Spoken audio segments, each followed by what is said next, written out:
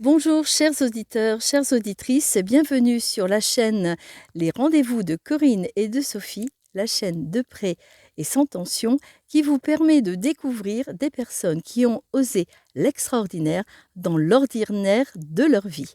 Alors, sans plus tarder, je vais vous laisser en compagnie de Sylvie Borgne qui va vous parler, se présenter et vous allez voir comment on peut trouver l'extraordinaire dans l'ordinaire de la vie, dans ce magnifique cadre de la forêt que nous avons choisi ensemble, un beau cadre que Sylvie a choisi et justement cela peut-être vous donnera une petite idée, une petite piste, comment Sylvie est une exploratrice de la vie grâce peut-être à la forêt et à la nature.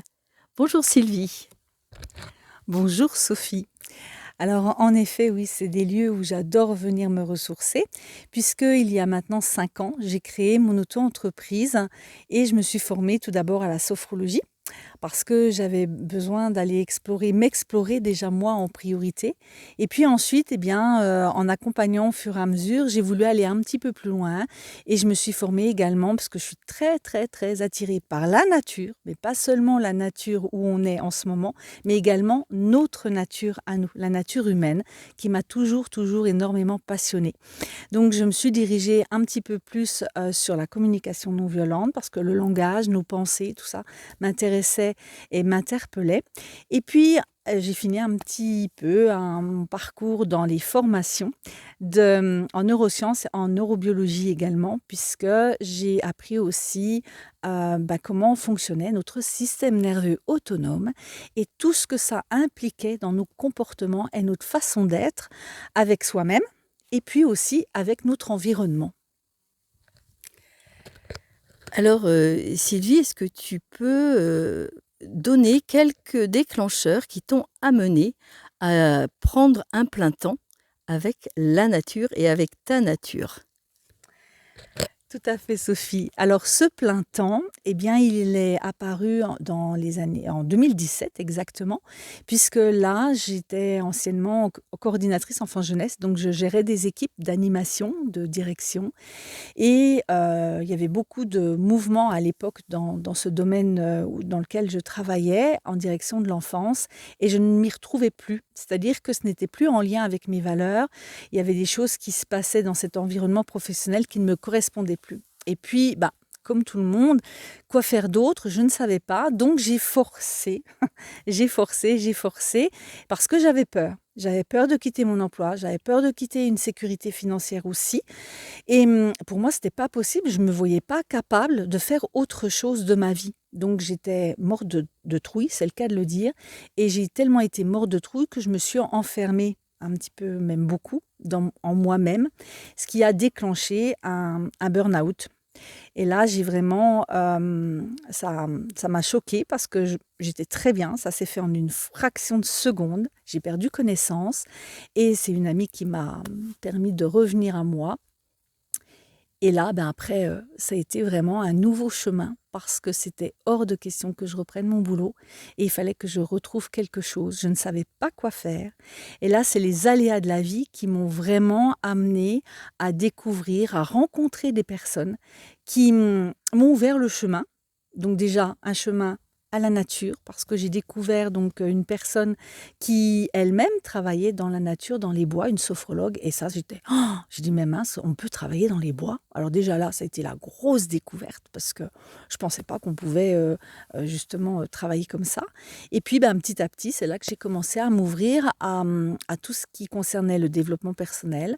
Et puis, comme je vous l'ai dit tout à l'heure, un petit peu plus à m'ouvrir sur le fonctionnement de notre cerveau, le fonctionnement de notre nature vraiment profonde, pour se relier à soi, parce que je reste convaincue que nous avons tous ces capacités illimitées de pouvoir franchir des peurs, de pouvoir sortir de nos zones de confort. Sauf que nous sommes conditionnés pour nous, quelque part, bon, on a peur et on les franchit pas, ces zones de confort-là. On y reste, même si elles sont inconfortables. Alors, comme nous sommes dans une magnifique forêt, hein, perdue dans les mille étangs, est-ce que tu peux dire, Sylvie, si tu étais un arbre, euh, est-ce que les arbres font des burn-out? Est-ce que les arbres ont un cerveau? Et qu'est-ce qui t'a conduit à aller vers les arbres? Puisque il paraîtrait que des fois les arbres sont des êtres vivants, moi-même je le crois, mais peut-être que c'est ce lien entre l'être humain et l'arbre, on peut avoir l'envie d'imiter, trouver un arbre qui est comme un mentor, ou trouver des arbres. Est-ce que les arbres, voilà, qu'est-ce qu'ils ont en commun avec ton parcours? Alors la forêt m'a toujours attirée, j'ai toujours été proche de la nature et principalement les forêts, parce que c'est vrai que j'habite une région où on a une multitude d'arbres. Et mon arbre, alors ça va peut-être te faire sourire, mais pas te surprendre non plus, c'est le hêtre. Ah oui, Ah oui, comme les êtres humains. voilà, c'est le hêtre. J'en ai quelques-uns dans mes forêts où ce sont mes amis, tout simplement, parce qu'ils me permettent de me connecter justement aux vivants parce qu'ils sont vivants et que c'est grâce à eux que nous pouvons aussi être vivants. Sans l'arbre, on n'existerait pas, on ne pourrait pas respirer, on n'aurait pas l'air dont on a besoin pour pouvoir justement être en forme. Donc ce sont vraiment des amis qui sont vraiment précieux pour moi en tout cas. Et même dans les personnes que j'accompagne, puisque j'utilise aussi dans mes accompagnements la forêt, et bien dans cette forêt, dernièrement encore, j'avais le témoignage d'une personne qui me disait qu'elle avait été touchée de rentrer en connexion avec son arbre et qu'elle avait eu les larmes aux yeux. Donc ils ont cette capacité de nous ouvrir à nous-mêmes et en même temps de nous ouvrir à nos émotions, chose que dans notre société, on a tendance à bien vouloir cacher, mettre de côté. Donc, l'arbre, est-ce que, d'après toi, il est plus facile d'être un arbre dans une forêt qu'être un homme ou une femme dans une société? Ouh là là, quelle question! Alors, je dirais les deux. Du coup, l'arbre, bien sûr, il est facile d'être un arbre dans une forêt puisque c'est son univers, c'est son environnement. L'être humain, tout dépend de sa perception et de comment il évolue, comment justement, quelle relation il a avec lui-même, quelle relation il a avec son environnement et de là, comment il va vraiment pouvoir grandir, comment il va pouvoir s'épanouir. Donc, dans la forêt, on est en lien, on fait partie du tout. C'est grâce à cette nature que nous sommes là. C'est une alchimie qui... Oui, c'est une alchimie, c'est de la magie, la vie, quelque part. Donc, oui, je dirais que oui, on peut être aussi bien un arbre très bien dans sa forêt et un être humain très bien aussi dans sa forêt et dans son environnement, oui. Alors, hors antenne, tout à l'heure, quand on a préparé l'émission, tu m'as parlé de certaines caractéristiques d'arbres couchés qui se relèvent lors de leur croissance. Alors moi, ça, en préparant l'interview, je me suis dit, ben, ça c'est une belle analogie. Est-ce que tu peux me parler de ces arbres et que c'est quoi leur stratégie que finalement peut-être pour être inspirant et peut-être que ça t'a inspiré puisque tu m'as dit que tu avais découvert ça. Et sans plus tarder, je te redonne le bâton de la parole. Merci Sophie. Alors oui, en effet, alors je l'ai appris grâce à un écrivain vosgien, justement, qui s'intéresse beaucoup à la forêt, qui l'étudie, qui travaille aussi avec. Et dans ce livre, eh bien, j'ai découvert qu'en effet, nous avions des arbres qui poussaient un tout petit peu au niveau du tronc et après, le tronc partait comme ça, comme s'il se couchait, pour se redresser après, par la suite. Alors c'est juste je dirais une stratégie de survie. Parce que quand on est des jeunes arbres, des fois, avec les intempéries, la neige, le poids, on peut justement casser, s'abîmer. Et donc, la nature est très bien faite. Elle permet à ces arbres qui sont peut-être pas suffisamment costauds pour supporter le poids des saisons, eh bien, ils vont rester plusieurs années comme ça, à grandir, mais à grandir couchés, en fait. Et une fois qu'ils ont vraiment suffisamment de force, ça leur permet ensuite de pouvoir s'élever vers la lumière et s'élever parmi leurs amis, les arbres, hein. Donc, la leçon, parce que je trouve que la nature nous apporte énormément et il y a énormément de similitudes. Quand on commence à l'observer, en fait, on fonctionne puisqu'on vient d'elle. Il y a énormément de choses. C'est aussi une façon, nous aussi, l'être humain a cette capacité de pouvoir s'adapter à son environnement, comme cet arbre qui s'adapte à l'environnement, mais aussi la capacité de se protéger en fonction de son environnement pour pouvoir mieux grandir, pour pouvoir mieux s'épanouir. Donc oui, en fait, on retrouve dans les arbres notre façon aussi à nous de fonctionner. Et alors justement, s'il y a parmi les auditeurs, les auditrices qui rencontrent de près ou de loin des gens qui ont fait des burn-out ou qui sont en burn-out ou en grand questionnement, en quoi justement ces arbres qui restent couchés peuvent être inspirants? Comment on peut faire pour être inspiré et se laisser inspirer? Justement pour ne peut-être pas laisser croire que lorsque l'on est couché, tout est fini. Alors déjà par l'observation et puis par l'écoute de soi, par l'écoute de son corps. Je dirais que avant de tomber, hein, quand on est quand on est en burn-out, avant de tomber, avant d'être couché, il y a des signaux. Notre corps nous envoie énormément de signaux, sauf qu'on ne les entend pas, on ne les écoute pas parce que justement, il faut foncer. Parce qu'on a été conditionné soit par l'enfance, mais aussi par l'environnement dans lequel on a grandi. Et puis, on ne doit rien lâcher, il faut y aller, il ne faut pas montrer ses faiblesses. Pourtant, les arbres, eux, savent montrer aussi leurs faiblesses. La preuve, rester couché pendant un certain temps, ça ne veut pas dire qu'à un moment ou à un autre dans la vie, il va pouvoir justement s'élever et grandir. Et quand on est justement, quand j'accompagne des personnes qui me disent: «Mais vous croyez que je vais m'en sortir? Là, je suis pas bien». Mais bien sûr qu'on s'en sort et heureusement parce qu'on a cette force à l'intérieur de nous qui nous permet justement comme cet arbre, de pouvoir se relever et repartir de plus belle.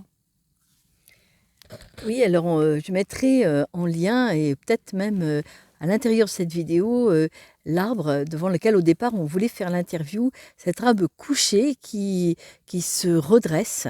Donc on vous montrera cette photo qui peut vraiment, vraiment vous aider. Des fois, parfois, je conseille même de l'avoir en fond d'écran. Parce que c'est peut-être ça, la résilience, ou bien il y a d'autres mots que tu voudrais mettre dessus. Non, c'est ça, c'est la résilience, c'est justement avoir cette capacité de s'adapter à son environnement, mais sans le subir. C'est-à-dire, c'est apprendre aussi à se mettre en sécurité à l'intérieur de soi déjà, et pas forcément attendre toujours de l'autre. On nous a toujours élevés dans l'attente de l'autre, parce que quand on arrive bébé sur Terre, on n'a pas tellement le choix que de dépendre de l'autre, parce que sans l'autre, eh bien, on ne survit pas. Donc là, c'est la relation avec l'autre. On va apprendre avec l'autre, on va attendre de l'autre. Et en grandissant, on continue ces schémas répétitifs d'attendre de l'autre. Alors que justement, bien, il arrive un moment, c'est revenir à soi pour apprendre à mieux se connaître, pour se relier à soi, pour voir c'est quoi mes capacités, c'est quoi mes valeurs. C'est quoi ce qui me fait y aller, quoi, ce qui me fait vibrer. Et justement, quand je sais ce que je veux et que je sais ce qui me fait vibrer, je ne vais pas me coucher, je vais me coucher peut-être, mais beaucoup moins facilement. Je vais avoir beaucoup plus de résilience et je dirais surtout aussi beaucoup de compassion avec soi et de bienveillance aussi. Ouais. Alors, moi, j'étais très interpellée par l'arbre que tu m'as montré.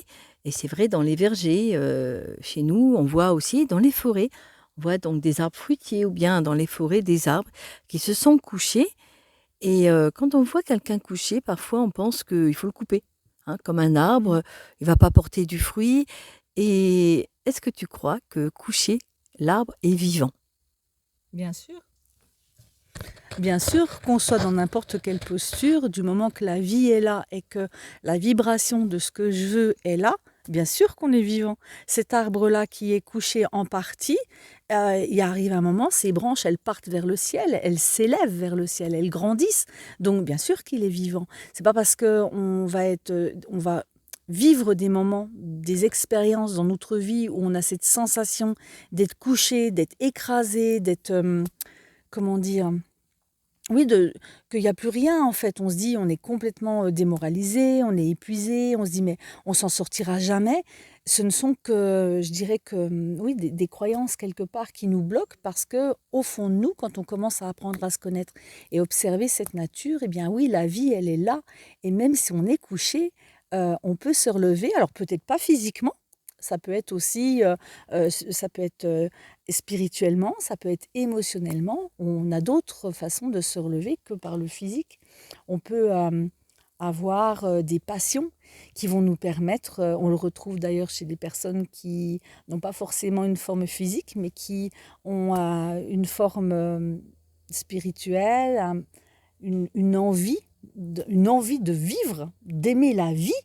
Eh bien, ces gens-là, même s'ils sont pas complètement, même s'ils ont des difficultés à se mouvoir avec leur corps, il suffit de voir les athlètes dans les handi up, je crois, je sais plus comment ça s'appelle, Oui, mais hein, oui, c'est oui. ça. Hein.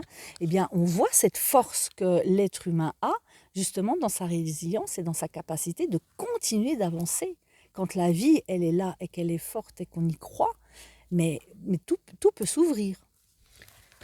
Alors, je me fais un petit peu, je me mets à la place d'un auditeur, d'une auditrice qui te dirait ah oui, mais d'accord, mais je peux rester couché longtemps, c'est long, même quand c'est pas si long que ça pour les autres, c'est long pour soi. Et si je reviens à ma première question, parce qu'en fait, c'est pour ça aussi que je voulais t'interviewer, parce que ce qui m'a beaucoup touchée, c'est que tu t'es relevé. Et tu as dit, bon, tu as fait des rencontres. Est-ce qu'il y a des signes ou bien ça a été instantané que tout d'un coup, qu'est-ce qui t'a fait croire que tu pouvais être comme l'arbre, te relever? Est-ce que tu as eu des déclencheurs intérieurs, un ressenti parce que finalement, en fait, ce que tu dis, c'est bien, mais comment est-ce qu'on peut être sûr que soi-même, comment on va voir les signes pour se redresser? Alors, pour se redresser, les signes, c'est à l'intérieur aussi. Il faut prendre le temps. Déjà, la première chose, je dirais aux personnes qui vivent un burn-out ou qui vivent des expériences de vie difficiles, compliquées, qu'on a l'impression de ne pas voir la lumière au bout du tunnel. Hein, on a l'impression qu'on patauge un petit peu, comme je dis. Eh bien, c'est la patience. Alors, c'est quelque chose que j'ai appris parce que je n'étais pas du tout patiente. J'ai des clientes aussi, quand elles viennent suite à un burn-out ou à une expérience de vie difficile, mais il y en a encore pour longtemps. C'est la première question souvent qu'on me pose. Alors, longtemps, ça dépend ce qu'on appelle longtemps. Ça va dépendre justement de chaque personne. Nous sommes tous des êtres uniques, comme eux d'ailleurs. Il n'y a pas un être, même si ça reste un être ou un chêne, il n'y en a pas un qui est identique. Eh bien, nous, c'est pareil. Il n'y a pas un être humain qui est identique. Donc, long, tout dépend de son parcours, tout dépend de son vécu, tout dépend de sa vie au jour J quand ça arrive. Et en fonction, eh bien, on va pouvoir avancer à, à apprendre à mieux se connaître, à aller vraiment à l'intérieur de soi par différentes méthodes. Moi, j'utilise principalement la sophrologie, mais pas que. On va aussi aller observer un petit peu nos croyances, nos valeurs aussi, travailler sur les valeurs. Et puis, bien sûr, la connaissance de son système nerveux autonome, puisqu'il est là quand même pour nous protéger. Donc, comment, d'un état de survie, je peux passer à un état de vie? Comment j'apprends mon fonctionnement et comment je peux aller au-delà en restant, comment dire, traverser mes inconforts, mais en restant en sécurité, apprendre à me mettre en sécurité. Et ça, nous l'avons tous parce que nous avons tous le même système nerveux autonome. Comme les animaux d'ailleurs, nous sommes des mammifères à la base et nous fonctionnons comme eux. Donc nous avons tous cette capacité de pouvoir nous relever. Et c'est vrai que le temps, c'est pas le même pour tout le monde, même s'il est universel. Oui. Et justement, est-ce que j'ai une question des fois. Est-ce qu'il faut être accompagné pour trouver le déclencheur? Aussi, il y a le déclencheur pour faire le premier pas vers un accompagnateur. Et moi, je me souviens de quelque chose que tu m'as partagé aux antennes aussi. Parfois, il y a et si tu veux bien le raconter, si tu es d'accord, Qu'est-ce qui s'est passé ce premier jour où tu es allée par hasard dans une salle de réunion où il y avait une certaine dame, je te laisse dévoiler son identité. Et est-ce que tu cherchais ça? Parce que ça aussi, ce qui est intéressant dans ton parcours, c'est que tu n'avais pas décidé, oui, je suis couchée comme l'arbre, et puis je vais aller faire une formation de sophrologue. Pas du Voilà. Et ça, c'est Pas du tout. c'est beau. C'est une belle histoire que tu racontes. Je te la laisse raconter. Alors, non, pas du tout. Je ne savais pas du tout ce que j'allais faire. Le jour où il m'est arrivé ce burn-out, je suis tombée, j'ai perdu connaissance et après, là-haut, alors là, complètement déconnectée. C'est-à-dire que je suis restée prostrée pendant plusieurs semaines, le goût de rien, envie de rien. Et puis, un beau jour, je me suis dit, bon, c'est pas le tout quand même, mais il va peut-être falloir se bouger un peu. Je sentais à l'intérieur de moi. Alors, je cherchais à droite, à gauche, hein, parce que j'ai pas été voir un thérapeute tout de suite. Euh, alors, j'allais chercher.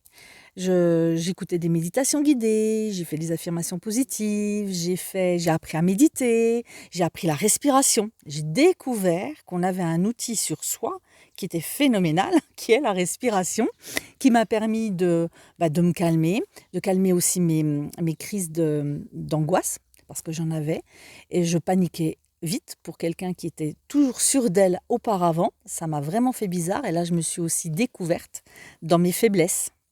Et, et donc, à un moment, je me suis dit, bon, allez, tiens, je commençais à m'intéresser justement à toutes ces médecines holistiques. Et je me suis dit, tiens, il y a un salon du bien-être, j'y vais. Mais j'étais morte de trouille, ça faisait plusieurs semaines que je n'avais pas conduit. Pourtant, je conduisais beaucoup avant, mais là, bloqué. Bon, j'arrive quand même à passer ça. J'arrive au salon du bien-être. Et il y avait des conférences qui étaient données. Et je vais pour aller dans une conférence que j'avais envie d'aller, mais il y avait tellement de monde. Là, j'ai senti prise de panique, impossible. J'ai dit non, là, je rentre pas dans cette salle, il y a trop de monde, je peux pas. Je me suis sentie vraiment oppressée au niveau de la poitrine. Et je me suis enfilée dans une salle comme ça, à côté, sans savoir si c'était un film de cinéma ou une conférence dans laquelle j'allais rentrer. J'en savais absolument rien du tout. Et là, justement, c'est là que j'ai découvert donc la conférencière qui était avant, si je me rappelle bien, biologiste, donc qui travaillait dans les bois et qui était aussi sophrologue parce qu'elle avait changé aussi de travail, donc c'était Manuela Pechman. Et là, donc je découvre son parcours, je découvre ce qu'elle fait. Et à la fin, elle nous fait faire un exercice de respiration. Et là, mais ça a été une évidence, mais c'est ce que je veux faire. Et quand je suis rentrée dans cette salle, je n'avais aucune idée de ce que j'allais faire de ma vie professionnelle. Je savais juste que j'avais traité une rupture conventionnelle, donc je n'allais pas retourner dans mon ancien métier, mais je ne savais absolument pas ce que j'allais faire. Et là, ce parcours, je le dis à mes clientes aussi, c'est qu'il y a des fois, la vie, elle nous met des choses comme ça sur nos chemins, et c'est être attentive aussi à ces signes. C'est ça. C'est ça, c'est être attentive aux signes de la vie. Et c'est là qu'on s'aperçoit quand c'est arrivé. Et 2 semaines après, parce que ça ne s'est pas arrêté là en fait, 2 semaines après, je me suis dit, bon bah ouais, pourquoi pas, sophrologie. Moi, la sophrologie, au départ, hein, je croyais que c'était dans les bois, du coup. Hein, Ah oui, mais oui, voilà. ouais, voilà. Ouais. Puisque Voilà. Manuela travaillait aussi dans les bois. Voilà, elle travaillait dans les bois, donc je me suis dit, ouais, on peut travailler dans les bois, mais c'est génial. Moi, je veux faire ça, je veux faire comme elle. Sauf que je ne savais pas que la sophrologie, ça ne se faisait pas dans les bois à la base. Au départ. Au départ, je découvrais en fait. Et de fil en aiguille, je me suis renseignée. Je dis, ah ouais, tiens, pourquoi pas. Et 2 semaines après, je revois un salon du bien-être. Et je me dis, ben, et là, je vois qu'il y avait une école de sophro. Ah ben, je dis, ben, je vais y aller. Parce Près que de chez toi. près de chez moi, ouais, à une demi-heure de route. Et là, je rencontre la directrice et ça a matché tout de suite. Donc, en l'espace de 2 semaines, quelqu'un comme moi qui ne savait pas de fin août pour aller jusqu'au mois de janvier de l'année d'après, je ne savais toujours pas ce que j'allais faire de ma vie. Je ne voyais pas le bout du tunnel, je me demandais bien. Et là, juste en ayant pris cette décision-là, je rencontre la personne qui me donne l'envie de découvrir un nouveau métier. Et 2 semaines après, je rencontre l'école, en fait, la directrice avec qui c'est OK, quoi. C'est forcément chez elle que je vais apprendre la sophrologie. Donc ça s'est fait en l'espace de 2 à 3 semaines. Et 1 mois et demi après, je rentrais en école de sophro. Et t'as pas regretté? Et j'ai absolument pas regretté parce que ça fait 5 ans que j'exerce. J'ai développé d'autres méthodes. Aujourd'hui, j'accompagne bien sûr principalement des personnes qui sont qui ont des postes à responsabilité, un peu des parcours similaires aux miens, au niveau professionnel, pas au niveau personnel, mais au niveau professionnel, des postes à responsabilité, des femmes leaders, des mamans qui sont débordées bien souvent, qui sont écrasées par les charges de travail, entre les responsabilités à la maison, les responsabilités au travail, gérer cet ensemble-là, et qui en ont assez, et des fois qui sont vraiment fatiguées et limite justement à basculer. Donc, soit je les accompagne juste avant, parce qu'elles sentent qu'il y a une fatigue. Et c'est vrai que faire la démarche, tu me disais aussi, faire une démarche pour aller voir un thérapeute, eh bien non, c'est pas évident parce que, et là j'en parle en connaissance de cause, j'ai mis du temps. Et je dirais presque entre guillemets, l'école de sophrologie m'a énormément aidée justement parce que là j'ai pu travailler, faire un travail sur moi. Mais c'est pas parce que j'allais en école de sophrologie que forcément j'allais peut-être ouvrir mon cabinet. Ça, c'était pas du tout Mais ça, tout au début. c'était pas... Ah non, non, non, j'étais pas du tout sûre de moi. J'avais pas confiance. Je me disais, oh là là, monter une entreprise. Même si au fond de moi, ça faisait déjà des années que j'en rêvais. Oui. J'avais envie quand même. Ça T'avais faisait quand un même un rêve. moment. Il y avait un rêve. J'avais envie de monter mon entreprise. J'avais envie d'être davantage indépendante dans ma façon de travailler. Mais alors, je ne savais pas quoi. Franchement, j'avais aucune idée. Voilà. Et donc, du coup, tout s'est mis en place. Et oui, au bout de maintenant bientôt 5 ans, mais je regrette absolument pas. Je fais des rencontres magnifiques. J'accompagne des clientes et je les vois s'ouvrir justement sur des possibles, sur des vies où elles grandissent, où elles s'épanouissent. Ça fait un petit peu, tu sais, comme tes roses, parce que je sais que tu adores les roses. Oui, c'est vrai. Un petit bouton de rose là qui commence à s'ouvrir et qui rayonne la vie. Mais c'est magnifique. C'est magnifique. Et ces femmes, elles sont magnifiques. Alors, c'est ça qui est beau, c'est quand... là, je m'adresse aux auditeurs, aux auditrices qui écoutent cette émission, parce qu'il n'y a pas un chemin qui ressemble à l'autre. Non. Vous verrez sur la chaîne, nos interviews sont différentes, mais il y a toujours des déclencheurs. À la fois, quelque part, comme cette espèce de GPS interne qu'on aurait perdu. Vous savez, c'est comme les GPS, on sait qu'on en a un ou bien une carte, on sait qu'elle est chez nous, mais on ne sait plus où on l'a mise. Parce que c'est comme si le cerveau ne le voyait plus. Et peut-être quand on lâche prise, un peu comme l'arbre qui se dit « Je suis couché, mais dis donc, je suis vivant quand même. T'as pas vu ça ?» Et bien après, hop, il peut se redresser, aller rechercher en hauteur. Mais des fois, on a besoin d'aller chercher à l'horizontale. À l'horizontale, à la fois vers les autres, mais déjà en soi. Et ça, moi, ce que j'admire, enfin, ce que je trouve beau dans ton parcours, c'est ce jour où tu ne pouvais pas prendre ta voiture. Objectivement, on t'aurait dit, mais non, t'es mort de trouille, prends pas ta voiture. Il y avait quelque chose de plus fort. Alors, bien sûr, tu avais cette sécurité quand même d'être capable de conduire, parce qu'on ne fait pas n'importe quoi quand on a peur de conduire, c'est peut-être pas ça.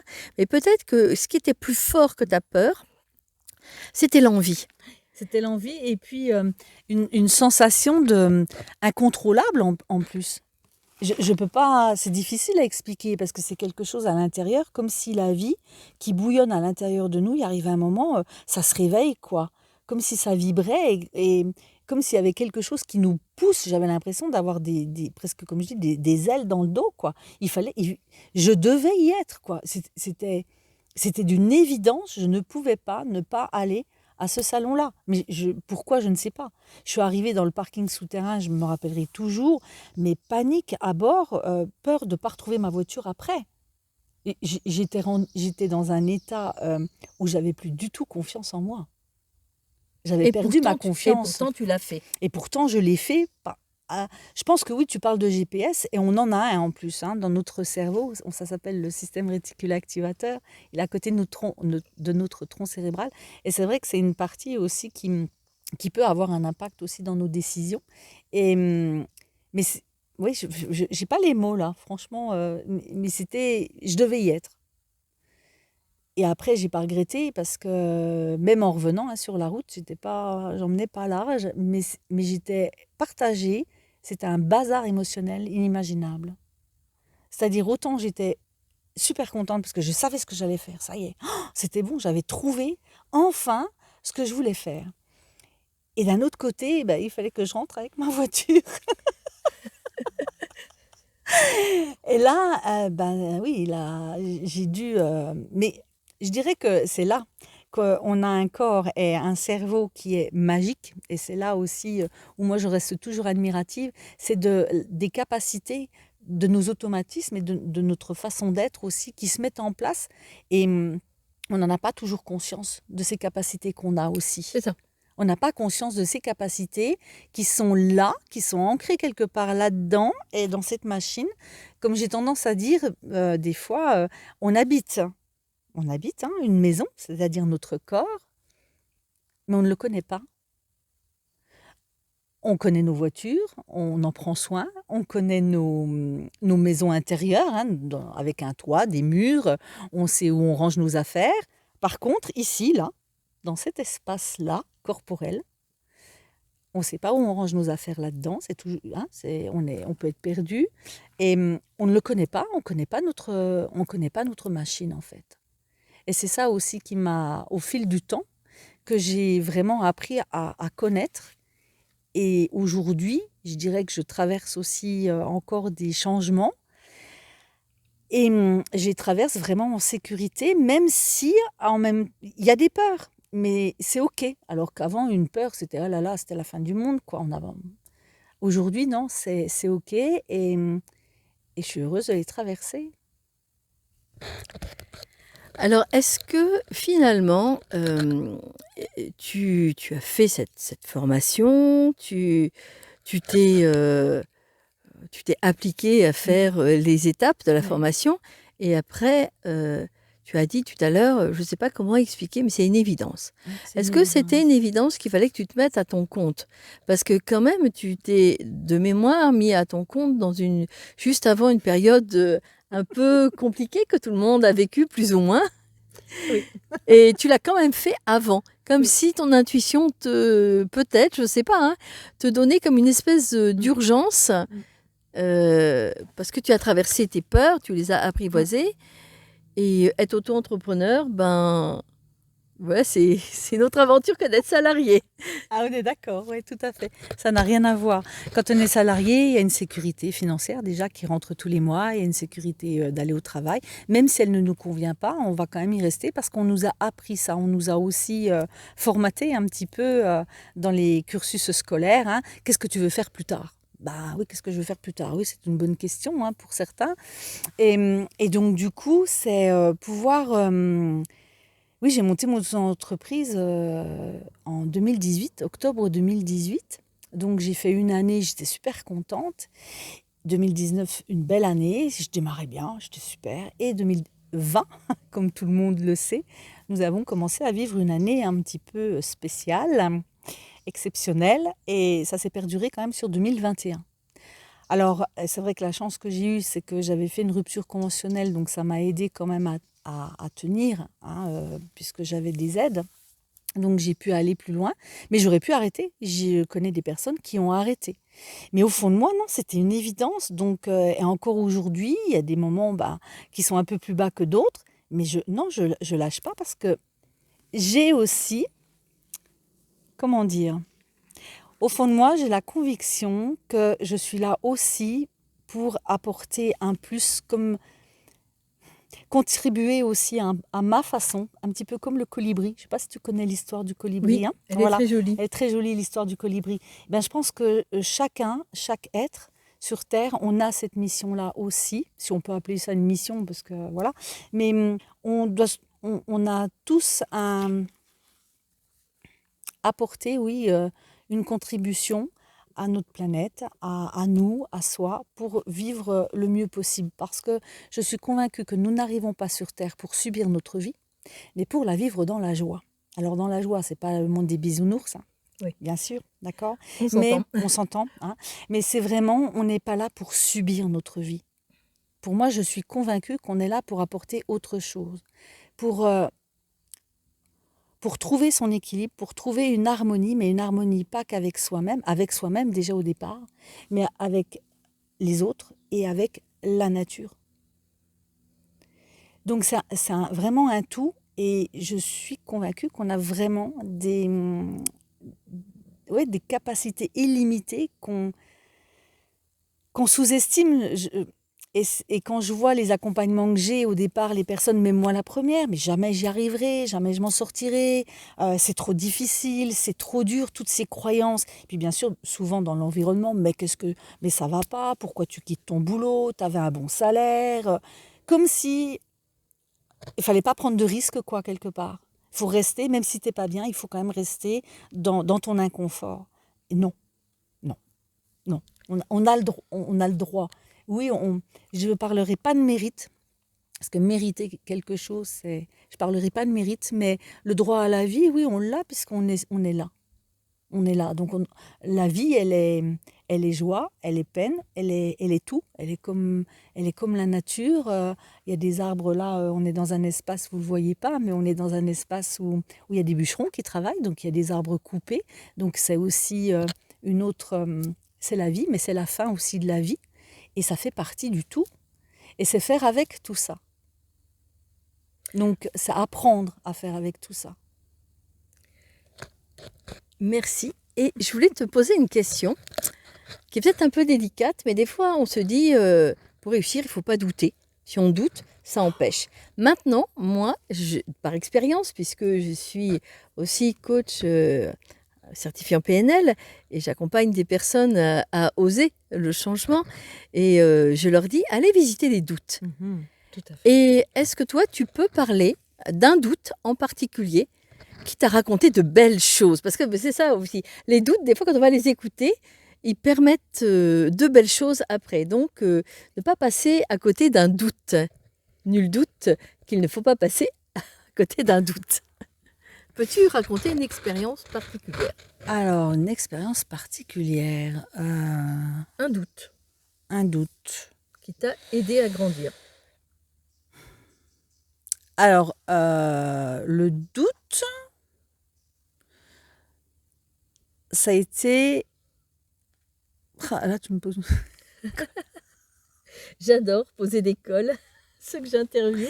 Parce que il y en a plusieurs des doutes. On en a toujours des doutes. Oui, mais toi, et le doute, ça fait grandir. C'est des peurs. Pour moi, c'est des peurs, les doutes. C'est que je doute de moi. C'est... Un doute. J'en ai en ce moment, par exemple. Là, j'ai un grand doute.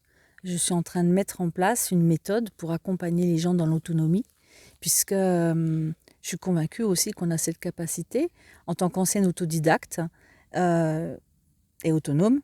Sinon, je n'aurais pas choisi ce parcours de l'entrepreneuriat, si je n'avais pas aussi ce besoin d'autonomie et de liberté.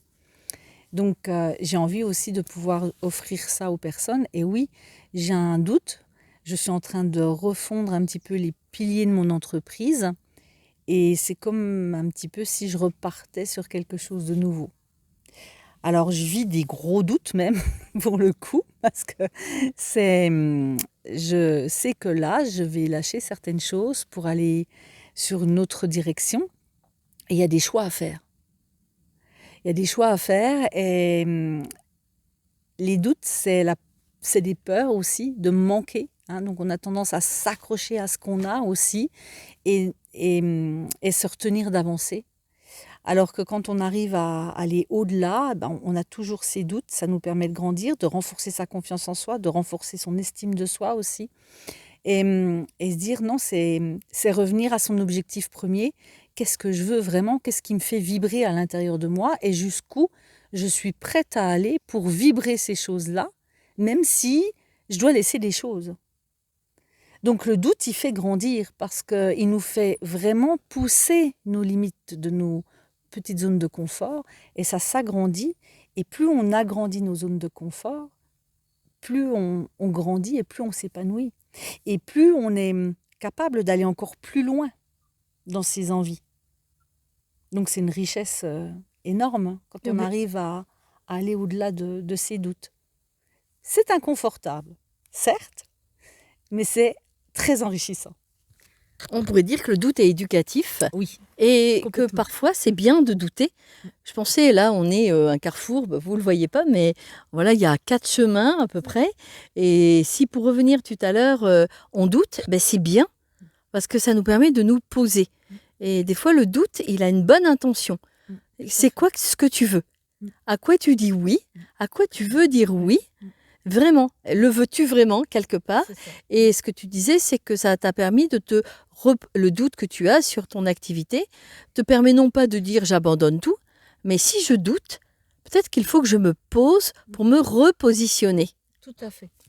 Et là, je vais rebondir parce que là, on va reparler d'ancrage et de centrage. C'est comment je reviens pour m'aligner avec moi-même, avec mes valeurs, avec qui je suis réellement, sans tenir compte des bons conseilleurs, comme dit le proverbe, ne sont pas les payeurs. Je crois que c'est un truc comme ça qui se dit, hein.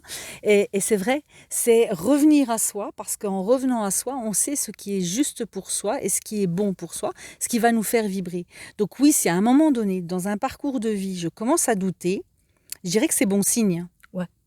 Voilà, je dirais que c'est bon signe. Ça veut dire que là, la vie me lance un petit signe en me disant t'es peut-être plus tellement à ta place là.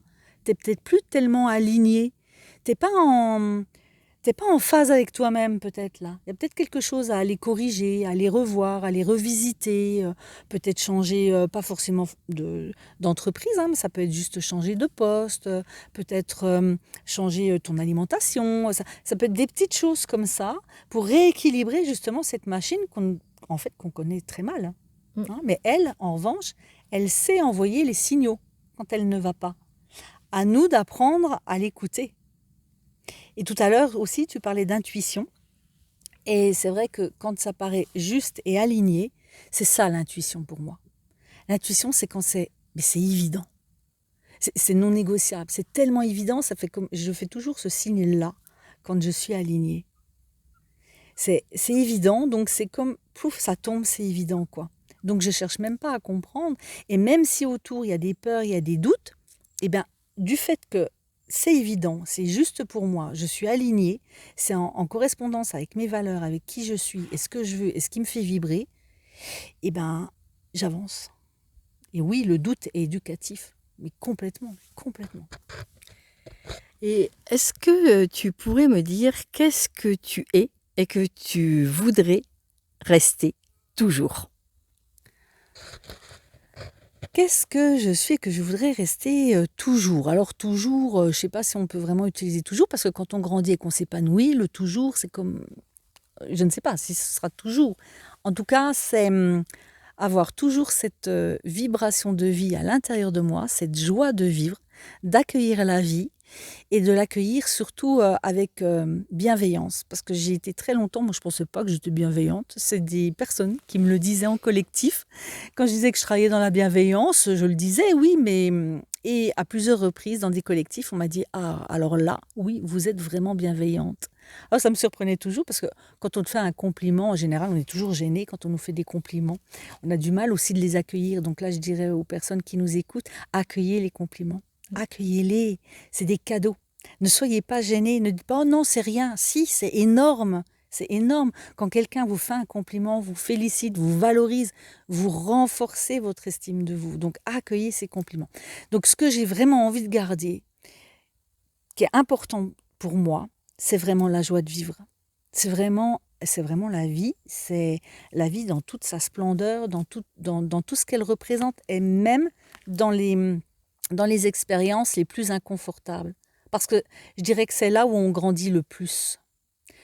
C'est là où on va vraiment aller chercher des capacités qu'on sous-estimait, des capacités qu'on pensait ne pas avoir. Et c'est dans ces expériences-là, qui sont difficiles à traverser, où là, on va aller puiser vraiment nos véritables valeurs, vraiment qui je suis. Là, on va aller vraiment au plus profond de soi. Et c'est là qu'on se découvre. Et là, on se dit, waouh, j'ai réussi, mais c'est trop génial. Et c'est ça la vie. C'est cet enthousiasme-là. Oui, ça, je veux toujours le garder.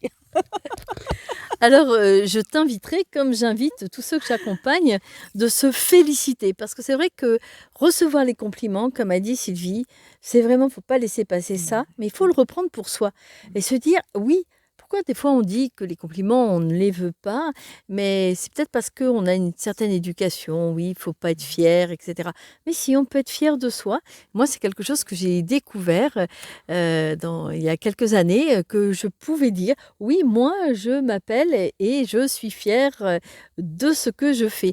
Donc voilà, c'est ça, tu peux te dire, Sylvie, et je t'invite à le célébrer encore, que de ce que tu es et ce que tu seras toujours, et tu peux en être fier. Et même si au départ, ce sont les autres qui te l'ont dit, ce qui est important, c'est aussi que soi-même, on se le dise à soi. Tout à fait. Alors, j'ai une autre question. Qu'est-ce que tu voudrais être que tu n'es pas encore et que tu sais que tu voudrais être?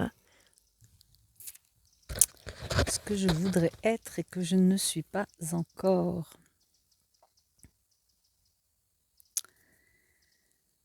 Ce que je voudrais être et ce que je ne suis pas encore. Tu as vraiment des drôles de questions, Sophie, hein, tout compte fait. Hein. Voilà, Elle est, hein. ceux qui me connaissent, je suis coach PNL et ça fait partie des belles questions pour oser être soi. Ah. Ben oui, je vais oser le dire. J'aimerais être un modèle. Alors quand je dis un modèle, c'est pas un modèle comme on prend un modèle ou autre, mais alors pas forcément, c'est peut-être pas le bon mot, mais j'ai envie d'être une personne qui donne envie à l'autre d'aller s'accueillir dans la bienveillance. J'ai envie de permettre à l'autre de prendre conscience que la vie, elle est importante, qu'elle est riche, malgré tout ce qu'on veut nous faire croire. Ouais, c'est vraiment ça que j'ai envie d'être. J'ai vraiment envie d'apporter un plus. Ouais, j'ai vraiment envie d'apporter un plus dans cette joie de vivre, dans cette vibration de vie, en lien avec elle. Donc en lien avec ce qui nous entoure là, avec ces arbres. C'est la vie. C'est la vie. Ouais. Alors, peut-être ainsi qu'on va terminer l'interview sur ces belles paroles qui, j'espère pour vous, chères auditrices, chers auditeurs, seront inspirants. Vous savez, dans un interview, il y a des choses qui nous touchent plus particulièrement, qui font écho, l'écho de soi. Voilà, l'écho de soi dans l'autre que l'on rencontre. Eh bien, vous pouvez laisser ces commentaires après, sous la vidéo, lorsque vous verrez le post de cette vidéo sur notre chaîne YouTube, et aussi aller à la rencontre de Sylvie pour en savoir davantage, parce qu'il y a quelque chose aussi qui est très fort chez Sylvie, c'est sa curiosité. Voilà. Donc, et si vous êtes curieux, sa curiosité peut être aussi inspirante. Explorer le champ des possibles. Alors, je dirais aussi que vous pouvez aussi avoir des doutes en se disant comment c'est possible d'aller dans la nature, de faire de la sophrologie dans la nature. Eh bien, le doute va vous donner l'envie d'explorer votre curiosité et peut-être de vous conduire à Sylvie. Et puis, vous pouvez aussi me contacter, me poser des questions. Et voilà, tous les liens seront en dessous de la vidéo pour que vous puissiez contacter Sylvie, poursuivre le chemin. Et voilà, le chemin de la vie est toujours enchanté. Et je vais laisser Sylvie donner un dernier mot de la fin. Voilà. Qu'est-ce que tu as envie de donner comme dernier mot de la fin de cette interview ?